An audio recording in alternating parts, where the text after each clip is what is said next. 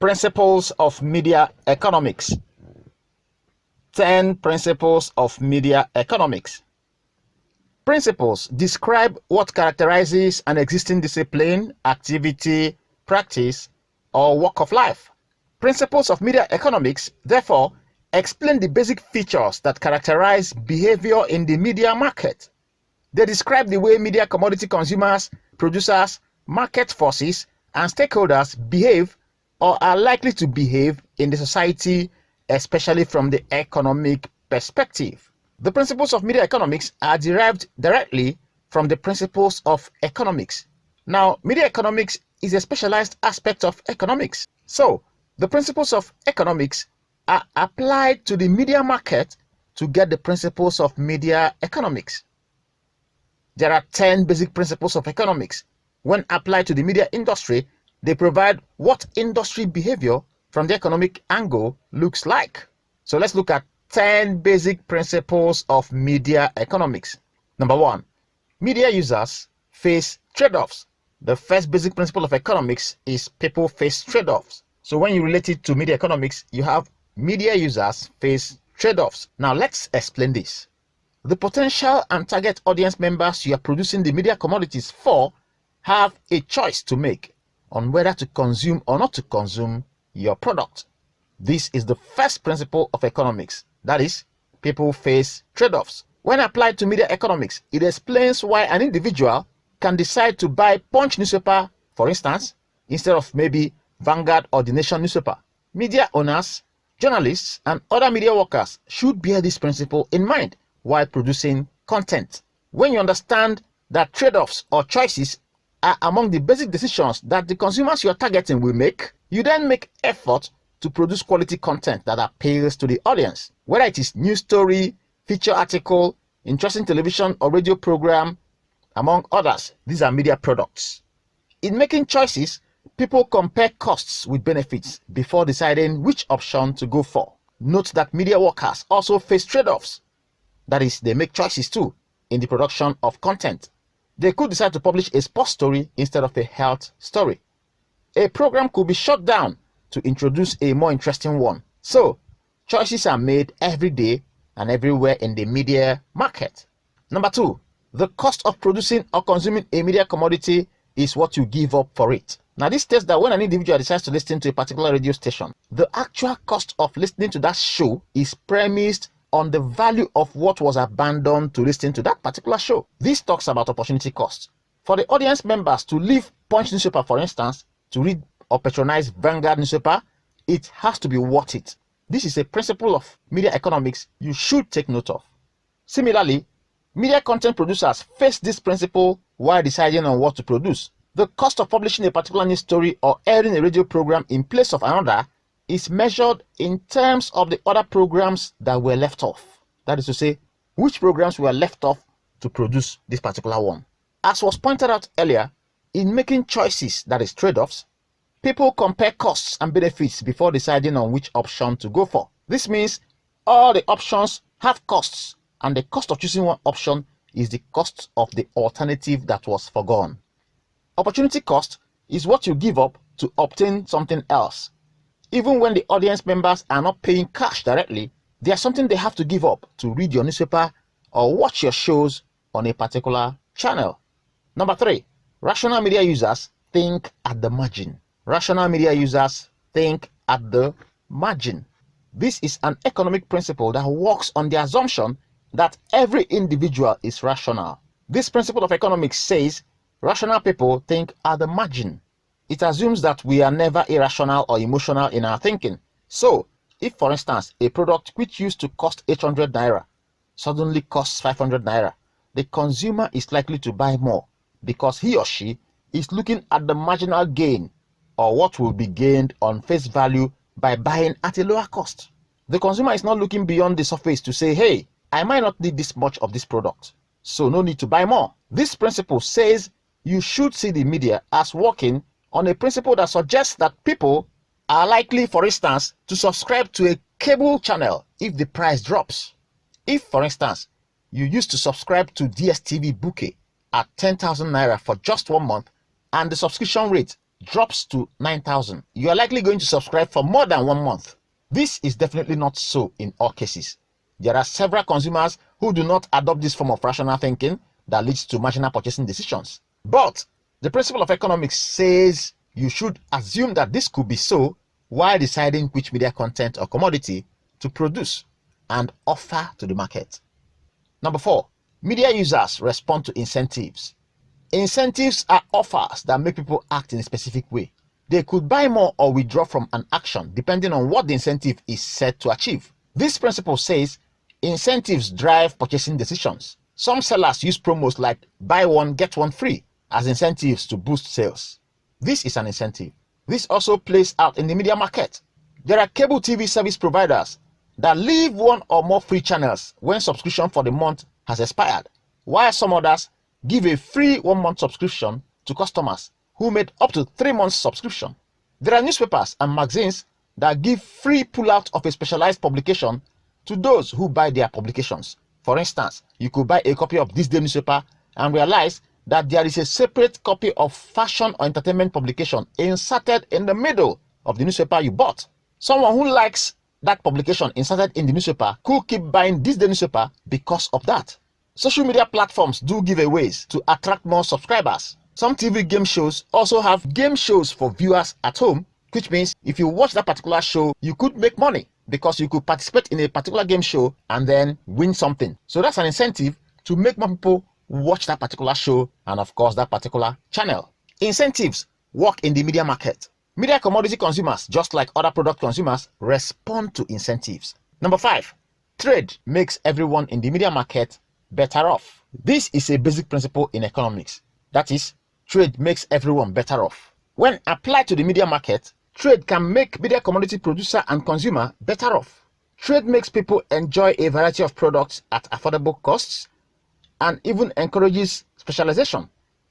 You give what you know how best to do and receive value for it. Trade is a process of value exchange. People are exposed to media commodities they derive satisfaction from. If you publish a newspaper that does not have newsworthy content, you will not find any customers patronizing your product, so you will definitely stop existing one day. Trade between media users and content providers makes the media market competitive with exciting products offered to consumers. Trade offers audience members a variety of media products to choose from. You have several programs to watch on TV, several channels to select from, several newspapers to select from, several magazines to go for. So there's no monopoly. Trade makes the media market exciting. Number 6, media markets are a good way to organize economic activities. The media market makes more sense in an organized system. Newspaper sector, magazine sector, radio and television broadcasting sector, social media activities, pay TV and video on demand services have various rules and practices that guide them. Anyone wishing to move into these markets has to study their organized economic environment, who the major stakeholders are, that is, the content producers and distributors, who are the consumers, who are the advertisers, what are the income generating sources, among others. This is how a market organizes economic activities, shows what is produced, for whom it is produced, how scarce resources are allocated in any media market, government policies that influence economic activities in that market, what goods are consumed and in what quantity, among other features. Markets facilitate planning of economic activities. Also, they determine how people interact to activate economic activities. Government controls markets through policies to ensure that economic activities in that market are organized. This is why you find bodies such as National Broadcasting Commission, that's the NBC, National Video Censorship Board, that's the NVCB, among others, playing roles in monitoring media contents and outputs to control how media commodities are offered and traded in the market. General economic policies of government are also used in organizing the media market. Prices of media commodities are controlled through markets. This is why, for instance, cable TV service providers or newspaper organizations cannot just fix prices for their products arbitrarily out of reach of consumers or with the aim of extorting consumers. Markets are organized to favor both media commodity producers and consumers. Number 7, government can sometimes improve media market outcomes. This is a general principle of economics which explains the very crucial role of government in ensuring that best practices are observed in any market. Government uses policies and rules to maintain sanity in a market economy. They ensure that consumers are not exploited, neither should producers operate at a loss. The various census organizations and media regulatory bodies contribute in ensuring sanity in the media market. Government will not allow media content creators to offer content that negatively affect the society just because the media establishment wants more audience attention. Copyright laws are used to protect media commodity owners. Various media laws are used to ensure sanity in the market so that economic activities will thrive decently. Government promotes equality to avoid disparities in economic well-being of households and firms that interact in the media market. If the market is left on its own without government intervention, there will be chaos, and this could lead to market failure. Number 8.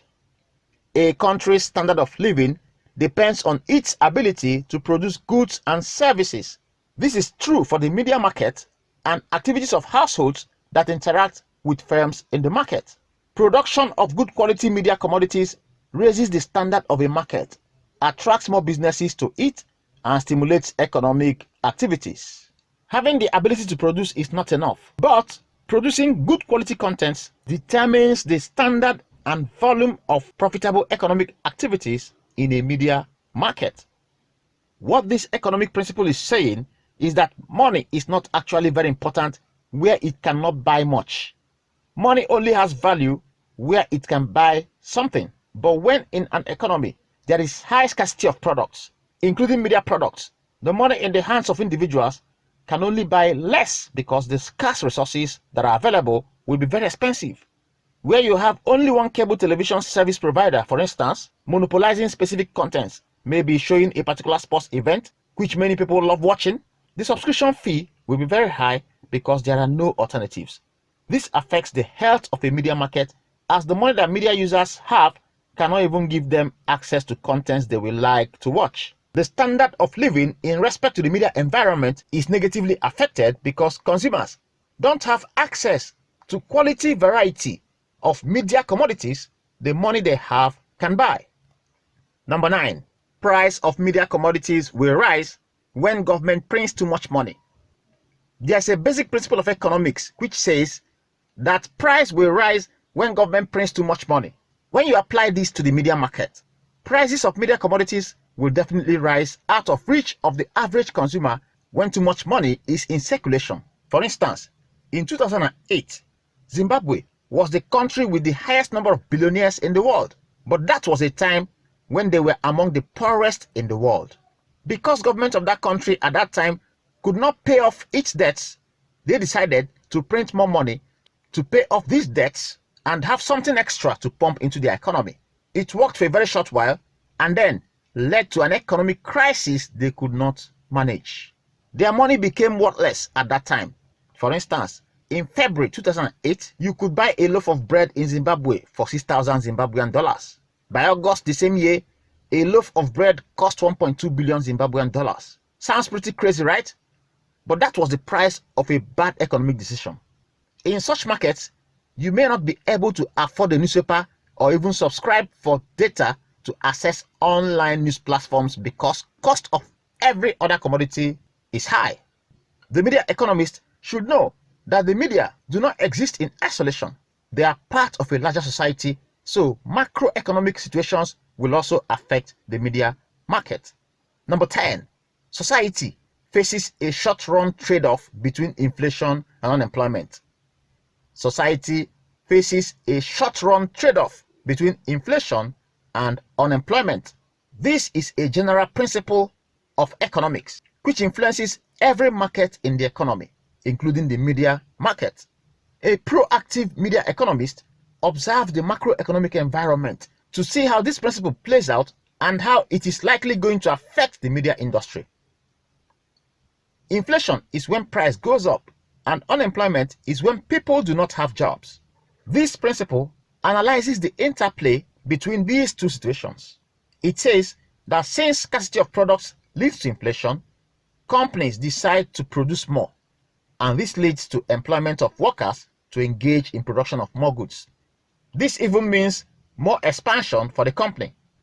But when there is deflation, that is, prices are low, there is a surplus of products, and this means companies might no longer engage in more production, leading to sacking of staff. That is, unemployment results immediately. When inflation goes up, unemployment goes down. When inflation goes down, unemployment goes up. However, as this principle points out, this relationship or trade-off between inflation and unemployment is short-lived. This happens in the media market also, when media houses like newspaper establishments are not being patronized by audience members. In some cases, you find some of them sacking their staff. But when an organization is doing well, they hire more journalists and other media workers. They expand to new territories, extending circulation and content to appeal to a wider audience in new areas. So these are the 10 basic principles of media economics, which were derived from the general principles of economics. The first 4 you can see relate to how people make decisions. The next 3 relate to how people interact within the economy. And the last 3 focus on how the economy works as a whole. This is an attempt to relate the basic principles of economics to the media environment.